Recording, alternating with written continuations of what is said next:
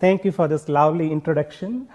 It's a pleasure and honor to meet each and every one of you here today to share what we are doing at the University of Guelph and also get some feedback and comments and suggestions by the end of our talk.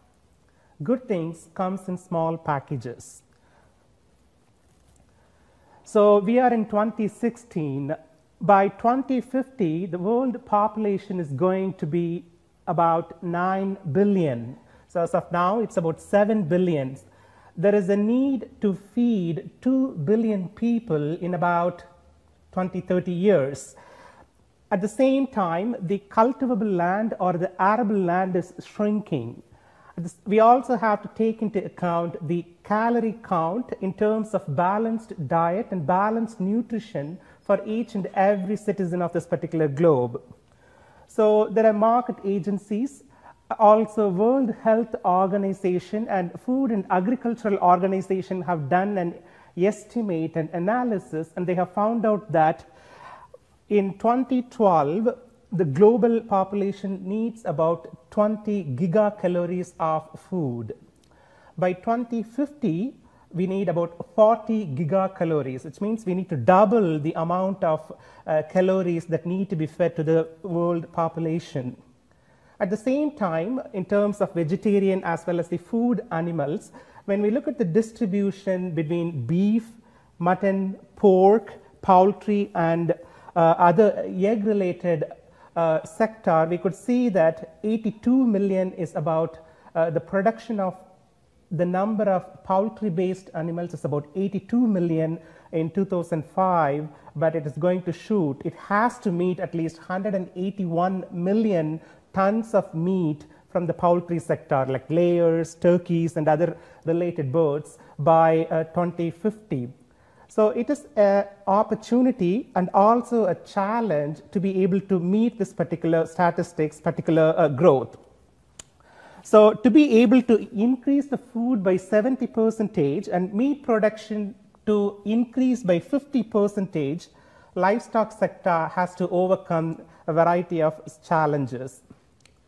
Recently, World Health Organization has released the statistics. Based on their data, they found out that every year there is 3 new diseases occurs. So out of those 3 new diseases, 2 diseases come from the livestock sector. Livestock includes dairy, poultry, pork or swine, and other related sector. And of these, 75% of the disease has a potential for being zoonotic, which means they can possibly cause disease to the human. Right now, you might have heard the virus, Zika virus, in the news. Just 2 weeks ago, we had about from Indiana province, state of United States, there was H7N8 avian flu virus strain outbreak has happened. So that's a brand new strain that has never happened here in North America. So that's a type of example of the possibility of disease outbreak in North America. So to be able to meet the challenge and also overcome the possibility of controlling the disease diagnostics, there is a need for shift. The shift is basically, instead of shipping samples from the farm, from the barn, from the dairy, basically do the test right then and there at the barn itself, at the poultry itself, at the barn itself. So we have agreed, a variety of scientists across the globe has agreed that we have entered the 4th revolution in agriculture. So we have passed 3 revolutions. The first revolution is basically mechanization due to industrial revolution in United Kingdom and Europe that happened in the 18th century. The second revolution is green revolution, basically doubling the amount of the production of crop using fertilizers and pesticides and a variety of techniques and strategies. So that was between the period 1943 to 1970s. And in the third revolution, it was predominantly in the United States, genetic engineering or genome-based technologies since 1973. So I would say for the past 1 decade, and we are also foreseeing to enter into an era called precision agriculture, or PLF, precision livestock farming. So basically, how we can do things precisely to be able to protect the public as well as the food animal from the disease, at the same time double the food production by using a variety of tools and technologies. So from a crop side, I would say there is about 9% loss in whatever we grow here in North America. So we are a well-developed country with such an advanced technologies. So whenever we grow a crop, after a crop has been grown, if we can preserve and store the crop from the loss, making each and every wheat kernel count through an advanced technology, that is a precision agriculture towards crop production. The same concept for PLF, which is precision livestock farming. So with regards to Ontario poultry sector, the world poultry meat production is about 93 million tons per year approximately. So poultry accounts for 41% of meat consumption in North America alone because of the protein and the other benefits associated in consuming the meat and the egg and the associated products. Here in Ontario, the chicken industry contributes approximately $2.72 billion worth to the Canadian provincial economy, and also creates approximately 19,000 jobs through food manufacturing, processing, poultry sector, and so on. So a small epidemic, a small outbreak can cause a huge impact in the economy of the province. So here's just a funny thing, a joke. Hey mom, what's this bird flu? Don't all birds flu? Then the little chicks, they say, let's eat. So the mom is thinking they have to learn a lot. The other joke you can see, the first time one of them sneezes, cut the rope. The message here is basically, if there is an outbreak in a farm, poultry farm, that has to be immediately quarantined before a single incident that can potentially spread.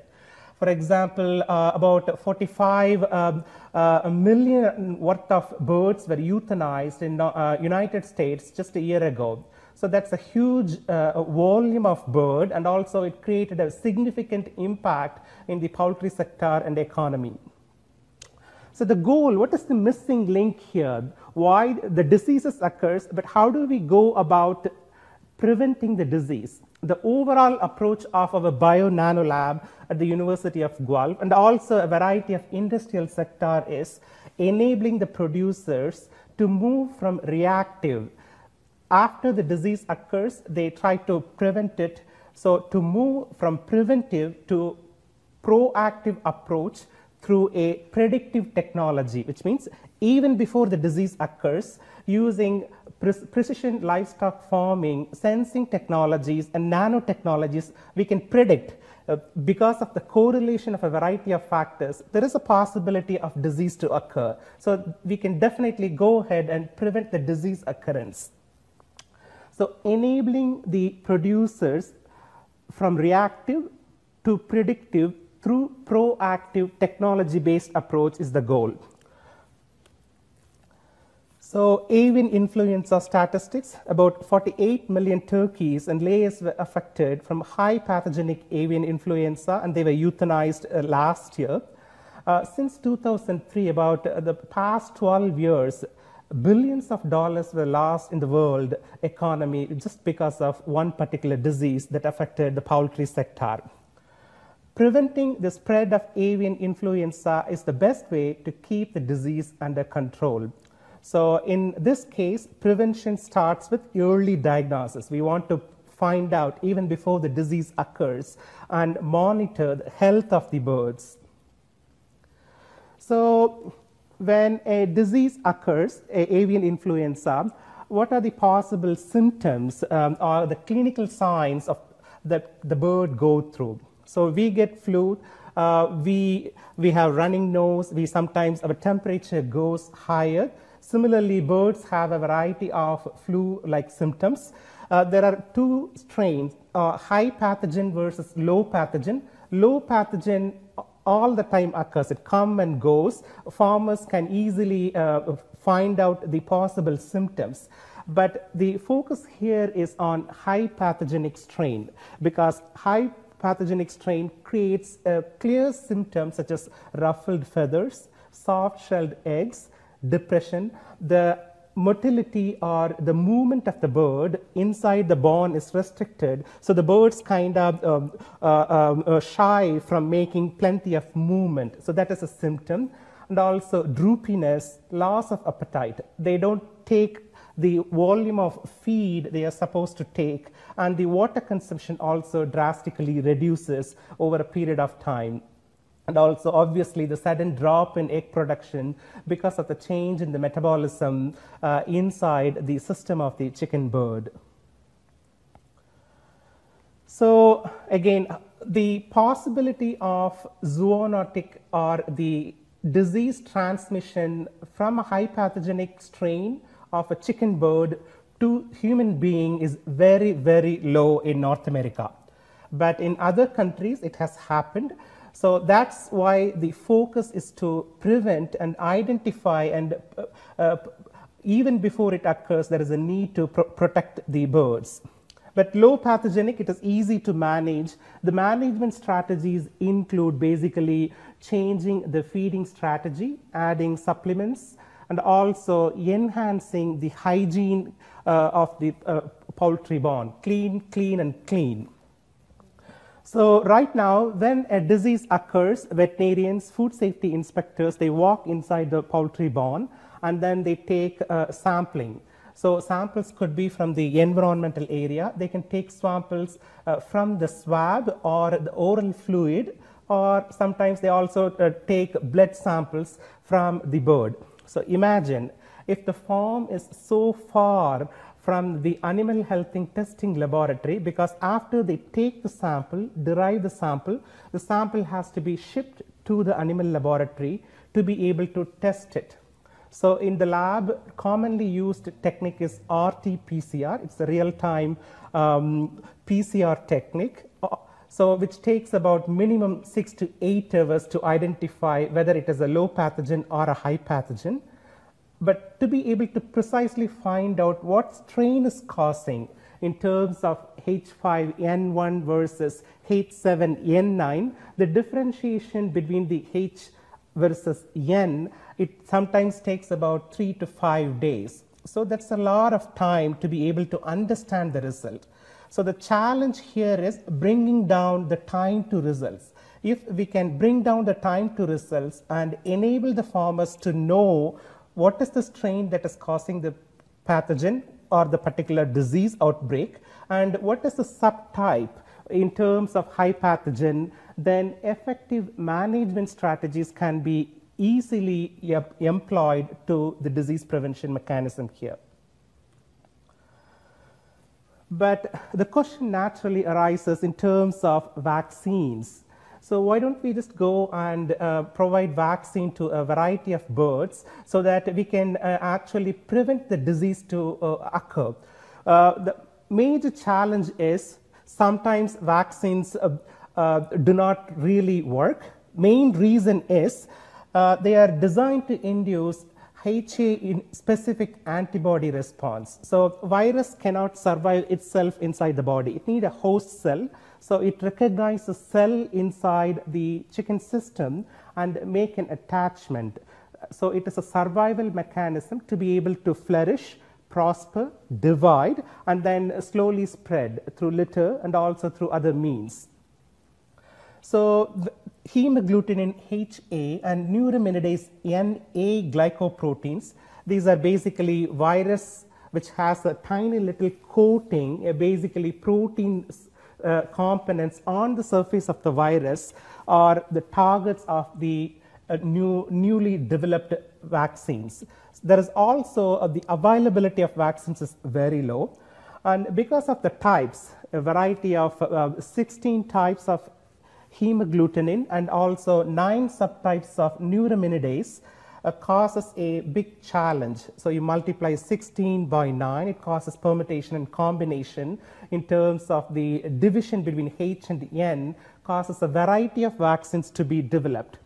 So by the time sometimes scientists joke, by the time they develop a vaccine for a specific strain, a new outbreak happens, that is H7N8 in this case, which happened just 2 weeks ago in Indiana.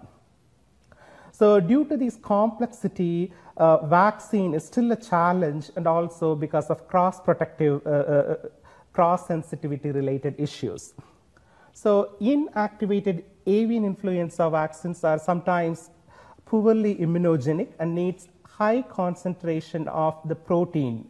So you need a large amount of protein on the surface of the virus so that the vaccine can go and able to prevent that particular attachment to happen. So the virus doesn't spread, so you can suppress the proliferation of the virus inside the chicken system. So it's really difficult to predict avian influenza virus because it has the potential to cross the species barrier and potentially it can cause a pandemic. So ideally, yes, vaccine would be great because we can't, prevent the virus to attach to different host cells inside the system. But because of the practicality involved, vaccines may not be ideal, and early diagnosis just before the disease outbreak happen might be the appropriate way to go. So World Organization for Animal Health, they have said if one spill happens from the farm to the public, then it can cause a devastating effect.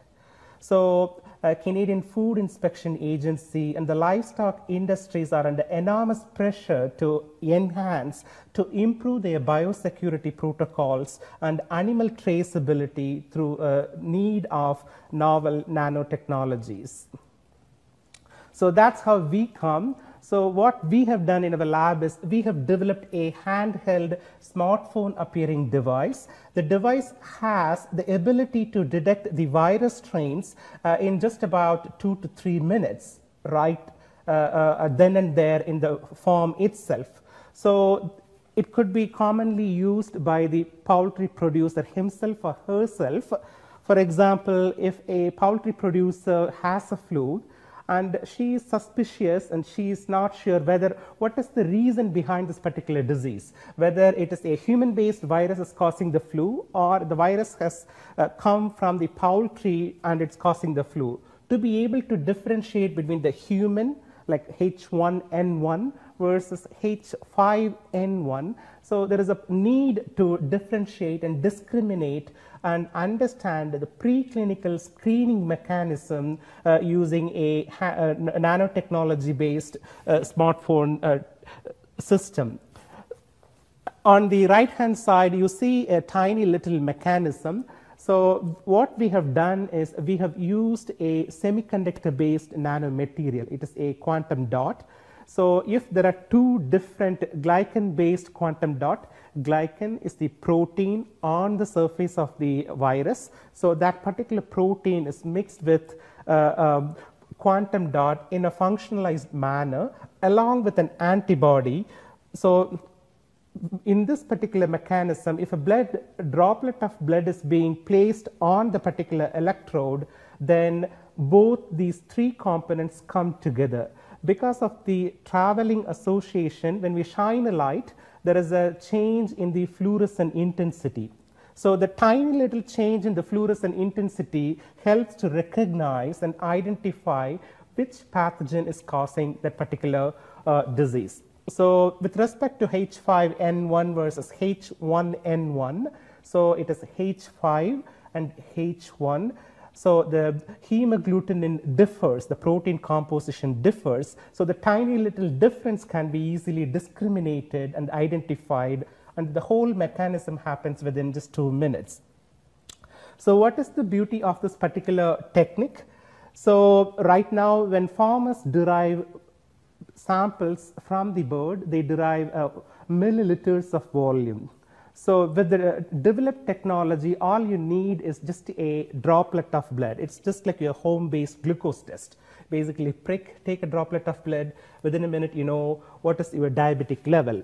The same concept, but here we can differentiate and discriminate the virus pathogen in a much more sophisticated and easier manner. It's very easy. Because of the nanotechnology involved, the high surface area to volume ratio, the amount of chemicals we are using in this particular method is very, very low. So unlike a lab-based test. So in the laboratory, you would need milliliters, sometimes macro scale volume of reagents and chemicals to be able to process and initiate the chemical reaction to be able to pinpoint what is causing and what are the subtypes of that particular components involved. So it is user-friendly technique. So the farmer has the ability to understand in a quantified manner as well as in a qualified manner. So if the farmer has to know whether it's a low pathogen versus high pathogen, they can go about quickly screening and differentiating using this device. We also went ahead and used an electrochemical technology rather than an optical technique to explore. Can we do multiplexing in terms of adding multiple varieties of H and N? Basically, all these H and N can be embedded in one particular device. So we would be able to use as a routine screening tool in the farm, no matter what particular strain happens. So with that concept in mind, we built another system here. What you see here, the yellow gold substrate on the screen printed electrode has the ability to initiate a chemical reaction. So again, it's very inexpensive. The idea is to bring down the test to $1 per test. So the cost decides the adoption from the farmer's perspective.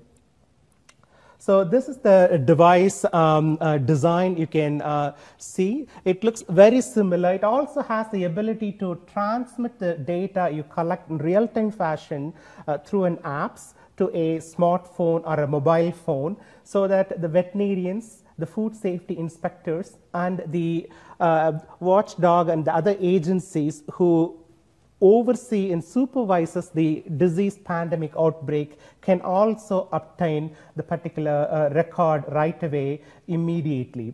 In addition, it also has added advantages of record keeping and tagging and labeling which farm is going through a pandemic with respect to a specific location and what kind of strategies or measures that need to be made. So we went ahead and did a variety of predictive technology strategy improvement. So this is a sensor which was built on a fabric using a accelerometer and an antenna. So it's the size of a dime or a dollar, very thin, and this particular 3-axis accelerometer and thermistor can be actually placed on the surface of the chicken bird. So it is more like a wearable device. So because of the thermistor involved, the thermistor would measure the temperature of the skin, and the accelerometer has the ability to monitor the movement and the activity. The tiny little antenna has the ability to transmit the data in a real-time fashion to the receiving smartphone. So you have the ability to measure the temperature as well as how much active the chicken bird is. In addition, there is a possibility to deploy a camera inside the cage or inside the poultry barn that acquire a live video recording of the chicken bird. So by correlating all these 3 parameters, we could come up with a way of identifying how healthy the chicken bird is. And we also did a variety of tests here. You can see the temperature drop. So the blue dot is basically represents the activity, and the red line here is the body temperature data. So it's infected with CKM-Z11. Those are not pandemic. Those are very low. So you can see the drop in the temperature and the reduction in the activity level between a healthy chicken and a chicken that's being infected. So this data is indeed useful to be able to predict the disease outbreak even before it occurs. Here is another example that demonstrates the difference between the day and the night, and also the effect of the ventilation inside the poultry barn, how the airflow fluctuates that changes, the feeding time, the amount of water the bird takes. So all these parameters can be correlated and can be used as a mechanism to predict the disease. So we went ahead and developed a app for an Android-based smartphone system that would immediately relay the real-time data such as what is the temperature and relative humidity, light intensity, carbon dioxide, ammonia concentration, hydrogen sulfide, and so on. So why carbon dioxide and ammonia? So chicken take in oxygen and releases carbon dioxide. So the tiny little change in the concentration of the carbon dioxide is an indication in terms of telling what is going on with the metabolic rate of that particular bird. So it's one particular bird. If we have multiple carbon dioxide sensors deployed in a bigger poultry barn, we would be able to determine what is the tiny little change that is triggering and causing the disease-causing markers in that particular schematic system. Here is an example of a monitoring system for laminated hen house based on Internet of Things. So it's not one particular parameter. We are going to measure the temperature, humidity, wind velocity inside the poultry barn. In addition, the skin surface of the chicken along with the activity using the accelerometer. So all these parameters can be correlated based on deployment. The question naturally arises, do I have to go and tag each and every chicken in a bigger barn or a farm? No, not necessarily. Using intelligent mathematical predictive modeling approach, you would be able to decide how to go about deploying the lowest number of sensors on the surface of the bird to enhance the mechanism towards understanding and collecting the necessitated data to be able to predict the disease.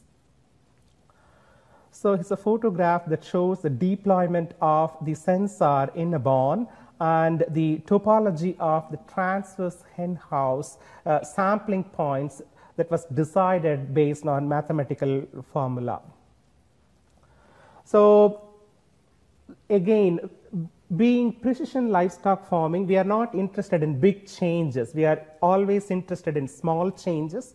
Instead of a clinical, we are interested in subclinical data points, because subclinical data points and the tiny little changes help us to actually predict and estimate when it is going to happen and what is the possibility or probability of occurring a disease. This is another example of remote monitoring of hen house experiment. So we can design based on integrated wireless sensor network using variety of electronic components. These are very inexpensive to be able to provide a low-cost solution to the producers and farmers. So the data we are collecting here is a self-decision estimate value with respect to temperature and the number of data points, and we can estimate the tiny little change in the carbon dioxide from a node or a network of sensor, which zone the particular carbon dioxide is dropping with respect to the density of the chicken bird inside the particular barn. If the density decreases or increases in terms of the population of the chicken bird, then we can correlate that with respect to the change in carbon dioxide concentration to be able to make an estimation in predicting the disease. So along with carbon dioxide gas sensors, that we could also deploy e-nose or electronic nose. These are basically volatile metabolite sensors. So based on the drooping, based on the manure and the poultry litter, traces of chemical components are being released inside the air of a hen environment. So the tiny little changes of that particular chemical, such as aldehyde or alcohol or ketone, those metabolite marker can be easily decided and captured and quantitated using sensor technologies. So they will be able to transmit in a real-time fashion to make a early warning system and a judgment. So a hybrid environmental and population density management system. I was reading a news just a week ago. Tim Hortons and Burger King, these are two companies, they have decided to go about obtaining eggs from non-caged poultry birds by the year 2020 from United States as well as in Mexico. So because of the awareness towards enhanced animal welfare, there is a need for a free range but in a protected environment to allow the bird to able to produce the egg in a naturalized manner. With that context, the system of poultry production may have specific impact in the Canadian sector. So with that context, we went about producing a low-cost technology by incorporating a variety of microelectronic components to be able to enable the users to predict the technology and the disease. So here is an example of the density management system. So you can see a chicken bird, they are trying to gather. In certain locations they are scattered. Because it is a video, which is a composition of a number of frames of pictures, we could also determine the activity involved with respect to the feed. So we could also correlate how do they feel right after they have the feed, and what is the disease transmission mechanism from one bird to the other bird. So we can go about making a very precise transmission identification mechanism using a combination of these imaging as well as the volatile metabolite measurement technologies. So these are the screenshots of the components we were able to measure from the smartphone. We could see that temperature, humidity, the composition of carbon dioxide, as well as the density monitoring in a real-time fashion in a smartphone using the integrated electronic components in a real-time manner. So the graphical user interface and the adoption of the technology enable a real-time monitoring. The farmer can make a early warning decision system, early warning decision strategies based on the data they were able to collect. Here is another example. It is a switch to activate event-driven system for chicken health monitoring. So a MEMS device was developed. MEMS is basically a micro-electromechanical system. The idea behind this is if you watch the little kids who are wearing shoes, the shoes used to glow. The more they jump, the more they glow. So it is made of a material called piezoelectric material. Based on the motility and based on the movement of the bird, more amount of energy can be stored by the piezoelectric material, and that energy stored can be transmitted to the battery of the sensor that is attached to the surface of the chicken bird, just using a simple tape. So there is really no need of external power source. It will collect the activity of the chicken bird, how fast they move, and also using Doppler effect, you can go about measure the blood flow velocity. Again, it is a non-invasive. There is no pricking happening. It just sends a light signal, sound signal from the sensor to the tissue surface. Based on the Doppler, you are able to determine the frequency response And using a mathematical calculation, you can actually judge the change in the blood flow inside the chicken bird. So this is, these are photographs that shows the size and the shape of the piezoelectric sensor that was developed. The sensor node can be wrapped around the wings of the chicken bird to be able to determine the measurement of the chicken during a specific duration. So again, with respect to change and the effect and the influence of light and the environmental parameters, what is the behavior with respect to change? So that can be determined as well using this particular sensing mechanism. So blood flow and physical activity data transmitted from the microelectromechanical systems and the piezo-based sensor can provide valuable data, including the activity as well as the environmental parameters along with the blood flow conditions. So you get a physiological data, you get a biochemical data, you also get the environmental data. So the next step is to how to make sense out of these data to be able to predict the diseases. So disease modeling and also software has to be developed to be able to come up with an approach to be predict with what much accuracy, with what probability the disease can potentially occur. So this is an interesting technology. In the idea here is, can we do something in terms of measuring the sound of the chicken bird?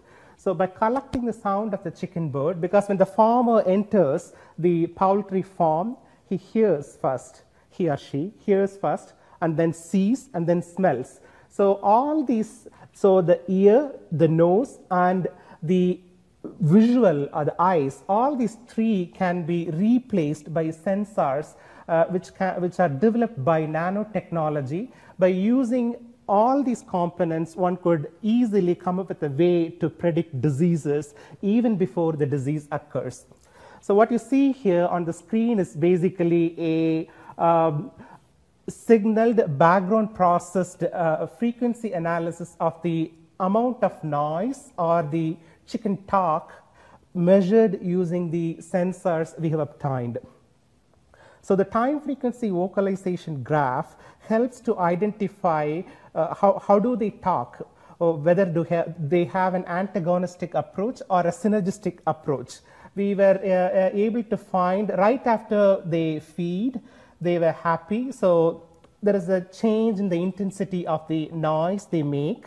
But just before they go and approach the feed, there is a difference in that particular intensity, and the signal to noise ratio also changes. So the tiny little peak, the tiny little changes can be attributed and correlated with the other parameters to be able to make an intelligent decision towards predicting the disease. So the goal is, because the how do we go about make an intelligent decision as a innovative detection and advanced diagnostic technologies for farmed animal health management towards smart agriculture and precision livestock farming. So biosensors would allow monitoring of animal health and well-being, and can also send text to alert farmers when an infection increases or even before the infection is going to occur at a herd level, as well as a decrease in the production that happens. So in an integrated farming system such as the one cartoon shown here, you have a poultry barn, you have a dairy as well as swine farm. So the collective integrated technology can help and aid the disease prevention in a much more intelligible fashion. Being a professor, I also teach a course called Bio Instrumentation Design. It's a popular course. As part of the course, students have an opportunity to experience building plenty of wireless sensor networks, and they also attempt to solve real-time practical problems in the lab. So by the end of the 12th or 13th week, they give a trade show presentation during which industries are invited to enhance the outreach and also to enhance the knowledge transfer. So this is a popular course. There are certain aspects of solving problems related to agriculture, livestock farming, and biomedical applications also happen in this particular trade show. Very quickly, Premier Kathleen Wynne, she declared and made a statement during October 13, challenged the Ontario agri-food industry to double the growth and also create about 120,000 jobs by 2020. So the technology we are involved in, the precision livestock farming, has the potential to create approximately 3,700 new highly skilled and technical jobs here in Ontario. It translates, the highly qualified personnel could be working on development of sensors and technology. A portion of the HQP might work in the barn or the poultry farm, and a portion may work in the food processing, data processing, as well as the software development related area. So mobile health technologies and apps will enable the alert and also can serve as an efficient biosecurity tool or a system for Canadian livestock sector. So with this, I would like to thank you and thank you for this opportunity to share what we have done in our lab.